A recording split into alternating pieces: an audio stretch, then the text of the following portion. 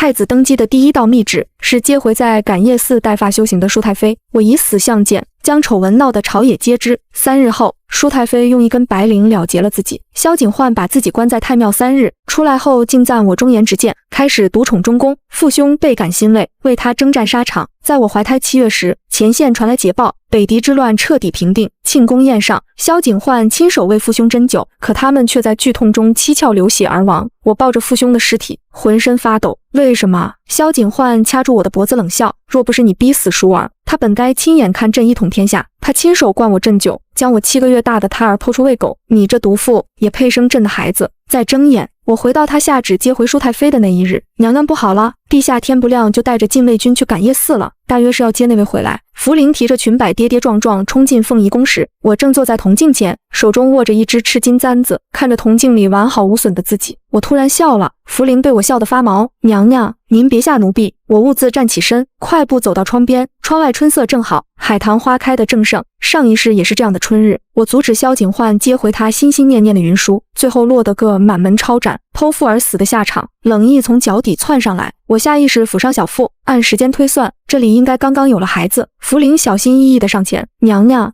咱们现在怎么办？要不要去拦着陛下，或者传信给将军？不用，我打断他，转身走到镜前，重新拿起那只簪子，仔细插入发髻。陛下要接人，那就让他接。可是娘娘，那可是先帝的妃子，这成何体统啊！我透过铜镜看着福临焦急的脸，上一世我死后，是他拼死为我收敛尸身，最后却被萧景焕的人活活打死在宫门前。福临，我轻声唤他，让厨房炖一碗燕窝来，本宫有些饿了。娘娘，福临欲言又止，但见我神色平静，终究还是应了声势，退了出去。萧景焕是傍晚时分回宫的，我早已带着福临等在御书房门口，早春的晚风还带着凉意，却让我心底越发清明，脑海中闪过上一世的种种，父兄七窍流血的惨状，还有那个未出世的孩子。我闭了闭眼，这一世我要我的孩子平安降生，我要父兄安享晚年，我要那些害过我的人一个个付出代价。皇后怎么在这儿？一道冷沉的声音唤回我的思绪。萧景焕穿着一身玄色长服，眉宇间带着疲惫，但那双眼睛却异常明亮，那是得偿所愿的欣喜。臣妾听说陛下今日出宫，想来陛下劳顿，特意准备了餐茶。我示意福临奉上茶盏，萧景焕盯着我看了一会儿，才接过。皇后有心了，这是臣妾的本分。我垂眸，语气温顺，陛下今日出宫，可还顺利？他喝茶的动作顿了顿，皇后都听说了，宫中都传遍了，说陛下去了感业寺。我抬起头，直视他的眼睛，接回了一位故人。萧景焕放下茶盏，眼神锐利起来。皇后有何想法？若是上一世，此刻我已经跪下哭谏，誓死不从。可如今，我只是微微一笑。陛下既然这么做，自然有陛下的道理。臣妾身为皇后，理应为陛下分忧，而不是添乱。萧景焕愣住了，显然没料到我会是这个反应。你不反对？陛下是天子，天子做事自有天子的考量。我轻声说，只是臣妾有一事相求。你说舒太妃身份特殊，若直接接回宫中，恐惹非议，不如给她一个新的身份。我顿了顿，在萧景焕好奇的目光下，才继续道，七品小官家的女儿，自幼寄养在寺庙，与陛下有旧，如此既可保全皇家颜面，也不负陛下与她的情谊。萧景焕的眼睛亮了起来，皇后思虑周全，这是臣妾应当做的。我扶了扶身，陛下若没有别的吩咐，臣妾就先告退了。福迎。萧景焕忽然叫住我，我回头，他看着我，眼中竟有一丝难得的温和。辛苦你了。我笑了笑，没说话，转身离开了御书房。回凤仪宫的路上，福临忍不住低声问，娘娘，您真的要让那个舒太妃？不，云贵人真的让她留在宫中。我没有回答，而是停下脚步，看向远处，夕阳西下，将天空染成一片血红。福临，你去给御史台陈大人家送个信，就说我父亲从北疆捎来了一些特产，请他尝尝鲜。福临不明所以，陈御史那位最是古板，正是因为他古板，才要请他。我淡淡说，记得要悄悄地去，别让人看见。福临虽然不解，但还是应下了。我抚着小腹，眼神渐冷，这一世我不会再与他们正面相争，我要让他们自己一步步走向万劫不复。第二日早朝，陈御史便站了出来。这位年过花甲的老臣须发皆白，声音却洪亮如钟。陛下，老臣听闻感业寺中除却修行女尼，就只有一位先帝的舒太妃。陈御史一字一句，掷地有声，敢问陛下，这位云贵人究竟是谁？话音刚落，朝堂上一片哗然。萧景焕猛地站起来，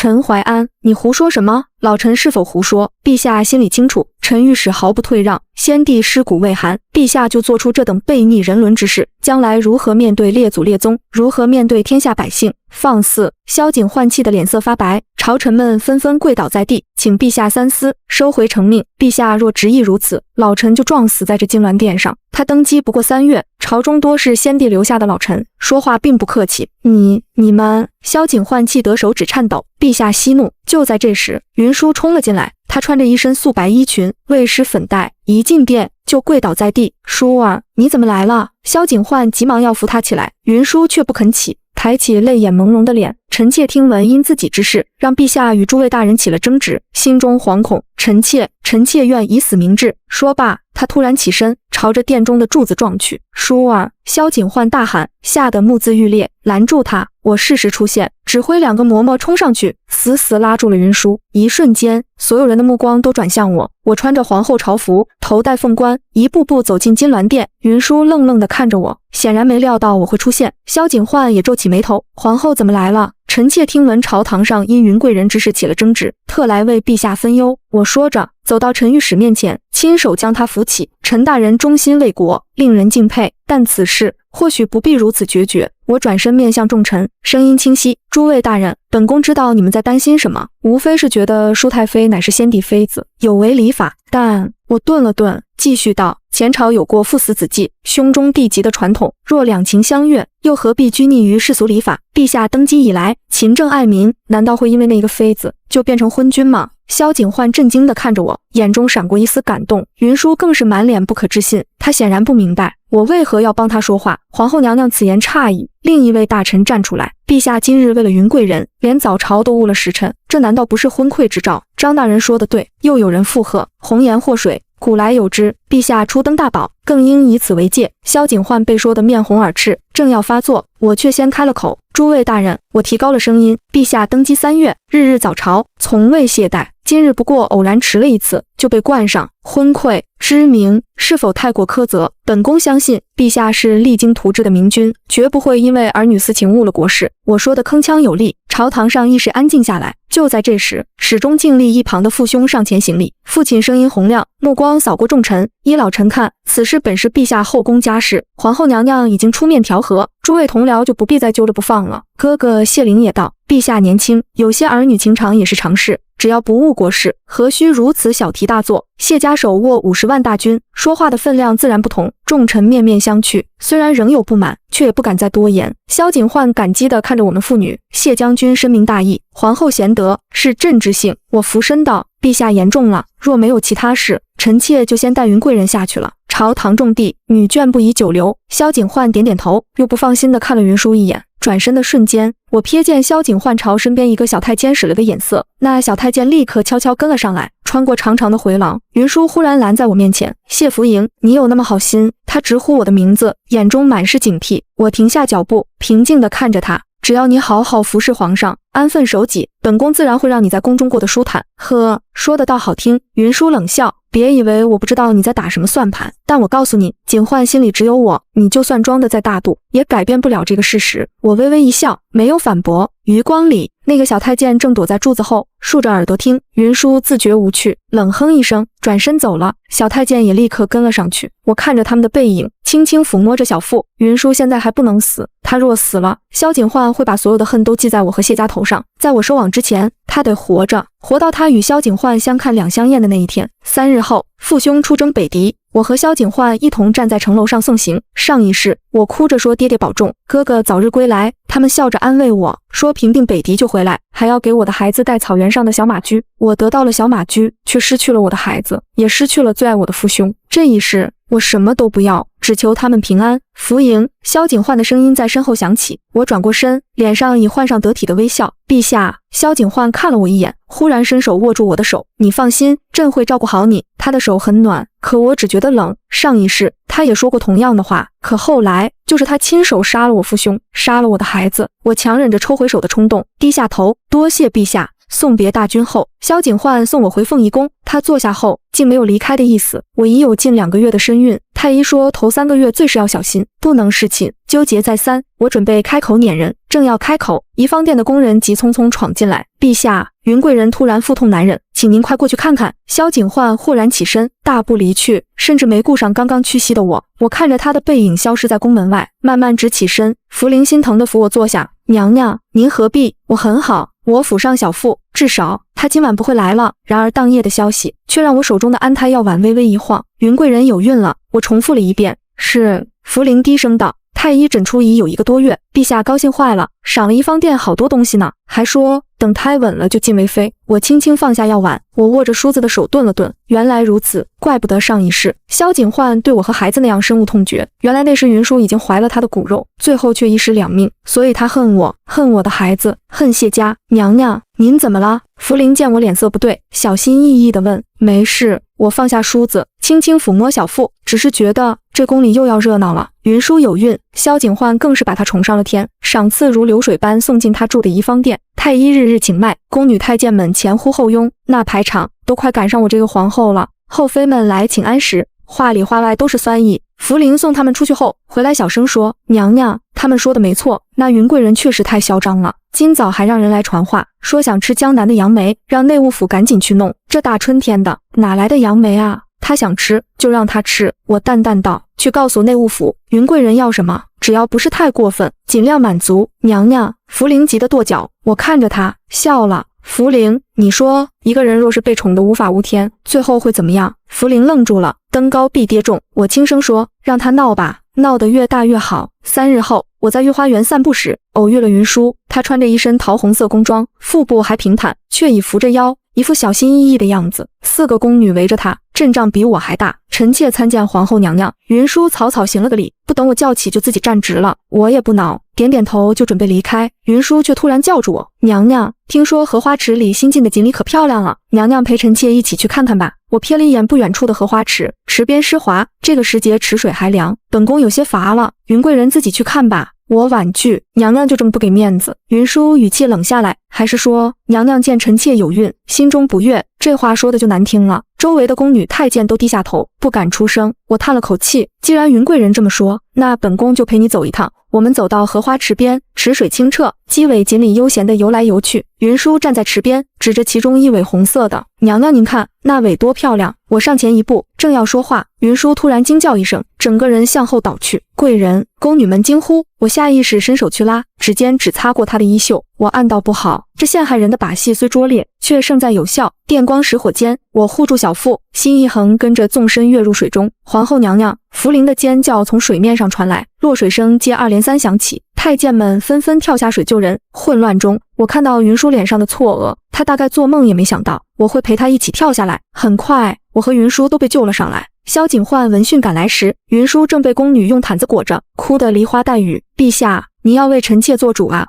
云舒扑进萧景焕怀里，皇后娘娘她嫉妒臣妾有孕，要害臣妾的孩子。萧景焕猛地抬头，眼神冰冷地看向我。皇后，这是怎么回事？我护紧肚子，跪倒在地。陛下明鉴，臣妾没有推云贵人，你还狡辩！云舒哭喊，那么多人都看见了。陛下，您若不为臣妾做主，臣妾就不活了。舒儿别哭，朕一定为你做主。萧景焕安抚着她，转头对我厉声道：“谢福莹，你身为皇后，竟如此善妒狠毒！来人，将皇后！”陛下！福临突然冲出来，跪在我身边，大声道：“陛下明鉴，娘娘她自己也已有2个月身孕，怎会以身犯险去推云贵人？”这话一出，所有人都愣住了。萧景焕睁大眼睛：“你说什么？皇后有孕了？”我抚着小腹，抬起头，眼中含泪。臣妾本想等胎相稳了再告诉陛下，给陛下一个惊喜，没想到云舒的脸色瞬间惨白。萧景焕看看我，又看看怀里的云舒，神色复杂。就在这时，太医匆匆赶来，萧景焕下令给皇后诊脉。太医上前仔细诊脉后，跪地禀报：“恭喜陛下，贺喜陛下！皇后娘娘确有身孕，已近2月，胎相平稳。”话音落地，御花园里静得能听见池水荡开的涟漪声。云舒裹着锦毯的手在抖，唇色比刚才落水时还要白上3分。萧景焕揽着她的手臂明显僵了僵，眼底第一次出现了怀疑的裂痕。太医，云贵人腹中龙胎可好？萧景焕的声音有些发干。老太医慌忙又去给云舒诊脉，片刻后后松了口气，陛下放心，贵人只是受了惊吓，胎气略有浮动，但并无大碍，服几剂安胎药便好。云舒闻言，立刻又啜泣起来。陛下，臣妾方才真的吓坏了。皇后娘娘她够了。萧景焕打断他，语气里透着说不出的疲惫。扶皇后回宫休息，太医随行照料，云贵人也回去歇着吧。他说完，深深看了我一眼，那眼神复杂的我一时竟辨不清情绪。臣妾告退。我垂下眼帘，任由福灵扶着我起身。走出一段距离后，我听到身后传来云舒委屈的哭诉：陛下为何不信臣妾？臣妾的孩子差点就……舒儿。萧景焕的声音很低，皇后也有身孕了，此事休要再提了。我低下头，掩去眼中的冷意。云舒，这才只是开始，你的好日子还在后头呢。回到凤仪宫后，福灵心疼地给我擦着头发，娘娘何必如此冒险？万一伤了小皇子可怎么好？不冒险，今日落水的罪名我就坐实了。我靠在软垫上，闭上眼。福灵，你说今日之事，陛下信谁？福灵想了想，小声说：陛下似乎两边都没全信。我笑了，这就够了。怀疑的种子一旦种下，迟早会生根发芽。之后的几日，后宫异常平静。萧景焕每日下朝后都会来凤仪宫做片刻，问问我的身体，却不再提那日落水之事。对云舒那边，赏赐依旧不断，但据怡芳殿的眼线回报，陛下已经3日未曾留宿了。云贵人这几天脾气大得很，砸了好几套茶具呢。福灵一边给我剥葡萄，一边幸灾乐祸。我抚着微微隆起的小腹，让他砸吧。对了，我让你打听的事如何了？福灵神色一正，压低声音凑近：娘娘料事如神，奴婢派人暗中查了，云贵人在感业寺时确实有个相熟的小太监，名叫福安。后来云贵人进宫，福安也跟着进了内务府，如今在凤仪宫的花房当差。我的手一顿，凤仪宫的花房，我慢慢重复，唇边泛起一丝冷笑。他才回宫几日，手就伸得这样长了，看来是真急着在我身边安插眼睛。福灵眼中闪过厉色：娘娘，要不要奴婢？不。我抬手制止，既然他送了这么好的棋子来，咱们不用岂不浪费？福灵眨了眨眼，随即会意：奴婢明白了，娘娘是想去安排吧。我端起茶盏，看着杯中浮沉的茶叶，既要让他吃点苦头，又要让他这枚棋子反过来扎他自己的手。5日后，御花园，春色正好，海棠花开得正艳。云舒扶着宫女的手在园中散步，就在他走到假山拐角处时，一个低头洒扫的小太监突然从侧面冲出，直直撞在他身上。啊！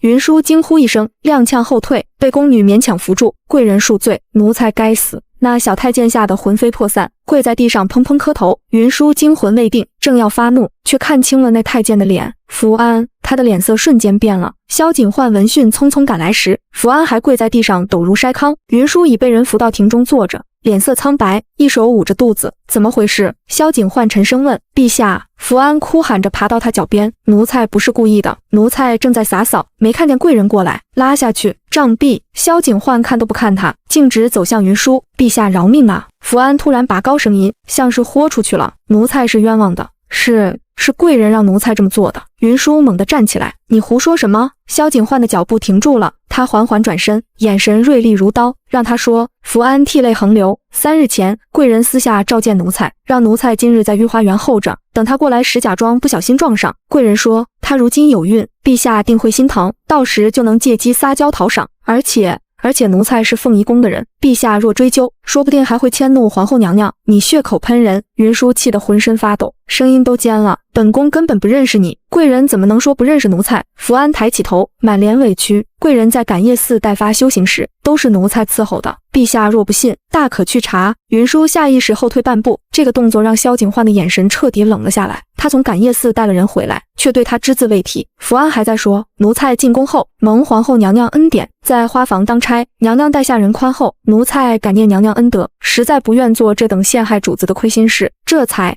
斗胆说出来，求陛下明察。这话说的巧妙极了，既撇清了我的干系，又暗指云舒早有预谋。云舒此刻才意识到自己说错了话，他本想否认与福安相识，以免暴露自己在凤仪宫安插眼线的事，可这一否认反而显得欲盖弥彰。陛下，臣妾冤枉。他跪倒在地，泪水连连，定是有人陷害臣妾，是皇后，是他收买了这奴才来害臣妾。就在此时，我在福灵的搀扶下缓步走来，听到云舒的指控，我轻轻叹了口气。云妹妹这话从何说起？本宫与这太监素不相识，更何况我抚上小腹，声音温软，本宫如今也怀着身孕，何苦做这种伤天害理的事？若妹妹真有闪失，本宫岂不是第一个被怀疑？萧景焕的目光在我脸上停留片刻，我神色坦然，眼中只有恰到好处的担忧与委屈。他又看向云舒，她跪在那里，妆容被泪水弄花，发髻微乱，此刻看起来不像平日里那个楚楚可怜的美人，反倒有几分狼狈与狰狞。够了！萧景焕终于开口，声音里透着疲惫。云贵人受惊过度，神思恍惚，禁足怡芳殿1月，好好静养，没有朕的旨意，不得踏出宫门半步。陛下，云舒不可置信地睁大眼睛，您不信臣妾？萧景焕没有回答，只是挥了挥手，带下去。宫人上前搀扶，云舒挣扎着还想说什么，却被半劝半拖地带走了。临走前，他回头看了我一眼，那眼神里的恨意几乎要凝成实质。福安也被拖了下去。经过我身边时，我瞥见他眼中一闪而过的决绝。福临安排得很好，他的家人我会替他照顾好。风波看似平息，但我知道萧景焕心里的那根刺已经扎得更深了。当晚，萧景焕来了凤仪宫，他沉默地用了晚膳，直到茶毕，才忽然开口：“福莹，舒儿他从前不是这样的。”我为他斟茶的手顿了顿，陛下，人都是会变的。或许云妹妹只是太在乎您，太怕失去您了，是吗？萧景焕苦笑，可朕有时觉得自己好像从未真正认识他。我没接话，有些事说的太多反而显得刻意。又过了半月，北疆传来捷报，父亲率军大破北狄前锋，哥哥谢灵生擒敌将，首战告捷。消息传来时，我正靠在榻上听福临念书，萧景焕亲自带着战报来了凤仪宫，眉宇间是难得的意气风发。谢将军果然是我朝栋梁，他握着我的手，福莹，你为朕绵延子嗣，又有个好父兄助朕稳固江山，你真是朕的福星。我温顺地笑着，心里却在想，上一世你也是这样夸赞父兄的。夸完之后，就亲手送他们上了黄泉路。陛下过誉了，保家卫国是谢家本分。我轻声说，蜷在袖中的双手却紧握成拳，才压住那汹涌的恨意。萧景焕拍拍我的手背，等平定北狄，朕定好好犒劳你的父兄。他说的诚恳，可我知道这话听听就好，君王的承诺最是不值钱。几日后，云舒解了禁足，许是学乖了，他安分了许多，每日只在怡芳殿养胎，偶尔来请安，也是低眉顺眼，规规矩矩。但我能感觉到他看我的眼神里藏着淬毒的恨意。也好，恨会让人失去理智，而我只需要耐心等待，机会来得比我想象的要快。那日宫中设宴，庆贺北疆大捷，我因有孕在身，只露了个面便先回宫休息。半夜，福临匆匆将我摇醒，脸色煞白，娘娘，不好了！云贵人见红了。我猛地坐起，怎么回事？说是晚宴后回到怡芳殿，喝了安胎药就开始腹痛，现在已经小产了。我披衣起身，太医怎么说？太医查验了药渣，说里面掺了红花。福临声音发颤，云贵人一口咬定是娘娘您指使人下的毒，陛下已经往怡芳殿去了。我深吸一口气，该来的终于来了。更衣，我平静地说，本宫也去看看。云妹妹，怡芳殿内灯火通明，却静得可怕。我走进去时，太医跪了一地，宫人们瑟瑟发抖。萧景焕背对着门站在床前，背影僵硬如石。云舒躺在床上，脸色惨白如纸，眼泪无声地往下淌。见到我，他突然挣扎着坐起来，指着我尖叫，是你，谢福莹，是你害了我的孩子。萧景焕缓缓转过身，他的眼睛布满血丝，看我的眼神冷得像冰。皇后，你有什么话说？我走到他面前，跪下，臣妾冤枉，冤枉。云舒凄厉地笑起来，整个后宫除了你还有谁这么恨我？你嫉妒陛下宠我，嫉妒我有孕，所以才下此毒手。谢福莹，你好狠的心。萧景焕闭了闭眼，再睁开时，眼中只剩下冰冷的审视。皇后，云贵人今晚只喝了你送来的安胎药，陛下明鉴。我抬起头，迎上他的目光，臣妾确实命人送过安胎药才给云妹妹，但那是因为前几日太医说妹妹胎象不稳，臣妾作为中宫，理应照服。若臣妾真要下毒，会用自己的名义送药，留下如此明显的把柄吗？萧景焕眉头微蹙，况且我继续道，臣妾若真想害云妹妹，何必等到今日？早在御花园落水时，臣妾大可见死不救，何必陪他一同跳下去，险些伤了自己腹中骨肉？云舒脸色一变，你那是做戏，够了！萧景焕打断他，目光落在太医身上。王太医，药渣可验仔细了。王太医战战兢兢道，回陛下，药渣中确实混有大量红花，剂量足以致人流产，但送药的小太监已经自尽了，死无对证。自尽？萧景焕冷笑，倒是死得及时。殿内气氛压抑得让人喘不过气。我伏在地上，声音平静无波。陛下若认定是臣妾所为，臣妾无话可说，但请陛下想想，臣妾父兄正在北疆为陛下浴血奋战，臣妾腹中怀着陛下嫡子，此时此刻，臣妾有什么理由要做这种自毁长城之事？提到北疆，萧景焕的神色终于松动了几分。是啊，谢家手握50万大军，此刻正与北狄决战。若在这个节骨眼上处置我，谢家会作何反应？萧景焕沉默了很久，就在我以为他会将此事压下时，云舒忽然悠悠开口：“陛下，臣妾知道。臣妾出身低微，不配为陛下诞育子嗣。皇后娘娘身份尊贵，自然容不下臣妾。臣妾不怪她，只怪自己命苦。”她哭得梨花带雨，字字泣血。萧景焕的眼神又冷了下来，我心中冷笑：“云舒啊，云舒，你还是太急了。”陛下，我忽然开口，声音不大，却让殿中所有人都是一愣。臣妾有一事，不知当讲不当讲。说，我抬起头，直视萧景焕，云贵人腹中的孩子，或许本就不该来到这个世上。你说什么？云舒尖叫。萧景焕死死盯着我。皇后，你知道你在说什么吗？臣妾知道。我一字一句道。臣妾怀疑云贵人怀的根本不是陛下的骨肉。你胡说八道！云舒疯了一般要扑过来，被工人死死按住。萧景焕的脸色已经不能用难看来形容了。谢福营，你可有证据？若无证据，污蔑皇嗣是什么罪？你应该清楚。臣妾有证人。我平静地说，请陛下传召前统史太监刘公公，同时专司记录后宫嫔妃侍寝之事。先帝晚年病重，统史一度混乱，而舒太妃正是在那时入宫的。萧景焕的脸色彻底变了。刘公公很快被带来。他是个年过60旬的老太监，须发皆白，颤巍巍跪在地上。刘公公，我温声道，先帝在位最后1年，舒太妃可曾侍寝？刘公公偷偷看了萧景焕一眼，抖得更厉害了。说实话，萧景焕的声音冷得能冻死人。回陛下。刘公公伏在地上，先帝晚年确实召舒太妃侍寝过3次，最后一次是在先帝驾崩前1个月，老奴记得清楚，因为那之后先帝就病重不起。你撒谎！云舒歇斯底里。陛下，他们串通好了来害臣妾，臣妾入感业4时已非完毕，那是因为什么？萧景焕缓缓问。云舒张了张嘴，却说不出话来。先帝妃嫔，入宫前自然是完毕之身，若入宫时已非完毕，那便是欺君大罪。我适时开口，陛下，按月份推算，云贵人入宫前便有了身孕，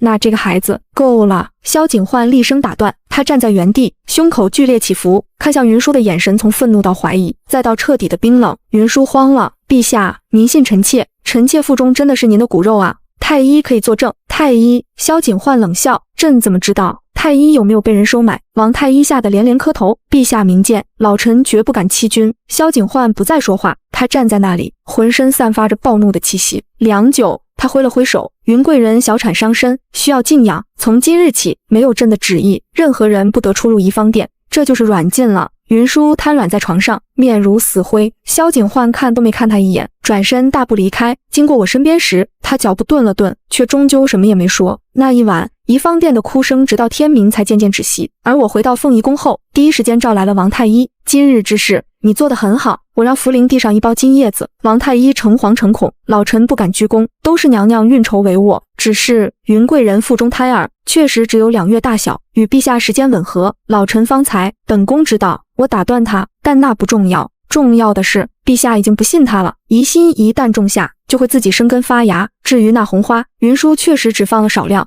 想演一出苦肉计，但我让福临暗中加大了剂量，让他假戏真做。这本就是一场你死我活的局，要么他死，要么我和我的孩子死。我选择让他死。7日后，北疆传来捷报，谢家军大破北狄王庭，生擒北狄可汗，北境100年之患至此平定。消息传来时，我已如前世一样，怀孕7月，腹中胎动频繁。萧景焕来到凤仪宫，抱着我说了许多话。他说要立我们的孩子为太子，说往后只与我厮守。我靠在他怀里温顺应着，手却轻抚着隆起的腹部。孩子，再等等，娘亲就要为你扫清一切了。父兄凯旋那日，京城万人空巷，我站在城楼上，看着他们风尘仆仆的身影，泪水模糊了视线。宫宴设在太和殿，萧景焕亲自为父兄斟酒，笑容满面。谢将军，谢小将军，此番平定北狄，功在千秋，震惊你们。父亲和哥哥起身谢恩，一饮而尽。我坐在萧景焕身边，看着那杯酒，指甲深深掐进掌心。上一世就是这杯酒要了他们的命，但这一世不会了，因为我早已让福临在萧景焕的酒杯上做了手脚。他给自己和父兄斟的是同一壶酒，但酒杯内壁涂了不同的东西。父兄的酒杯涂的是解药，而萧景焕自己的酒杯涂的是能让人渐渐四肢麻痹、口不能言的毒药。宴至中途，萧景焕忽然皱了皱眉，抬手扶额。陛下，我关切地问，朕有些头晕，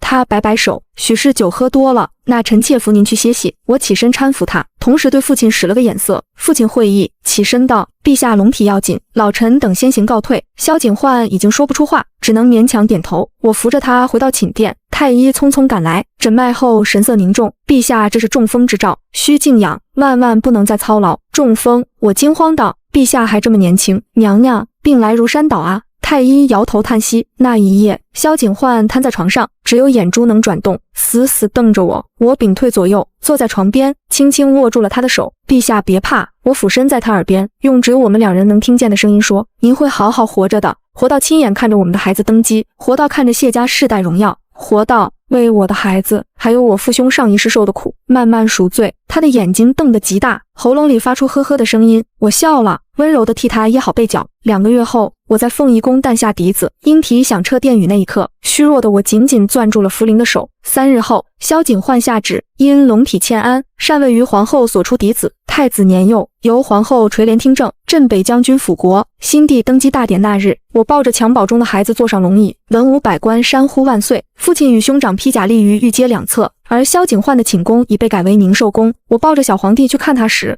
他正僵硬地躺在床上，浑浊的眼里翻涌着绝望与愤怒。放心，我笑得温柔，您会是太上皇，颐养天年。至于云妹妹，她会在冷宫陪您一辈子，这是您欠她的，也是她欠我的。同一天，我去冷宫看望了云舒，她疯了，整日抱着个枕头叫孩子。见到我，她忽然扑过来：我的孩子呢？你把我的孩子还给我。工人将他拉开，我看着他，轻声说：你的孩子从来没存在过。云舒，你这辈子最大的错误，就是以为萧景焕真的爱你。他呆呆地看着我，忽然大笑起来，笑出了眼泪。走出冷宫时，春日暖阳正好，福临为我披上披风。太后，风大。我望着宫墙外舒展的碧空，将怀中的孩子搂得更紧些。这一世，我终于护住了所有我想护住的人。